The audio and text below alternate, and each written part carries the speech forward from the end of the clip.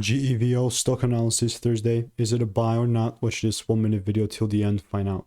So GEVO Incorporated's been just sitting pretty cool, right? Still a pretty bullish range, and it's on the bleeding edge before I actually pull the trigger in this, because I don't have the green light just yet.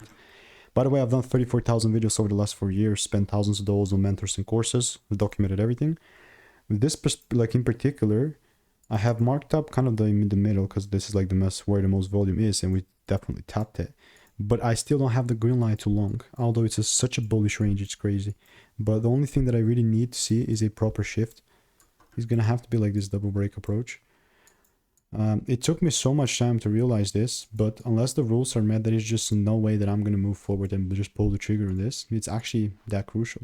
So all I'll keep doing is I'll just kind of keep waiting and definitely keep you updated. That's how GEVO looks like. So if you want to make more money trading in a simple and way, click the first link in the description. It's a free newsletter.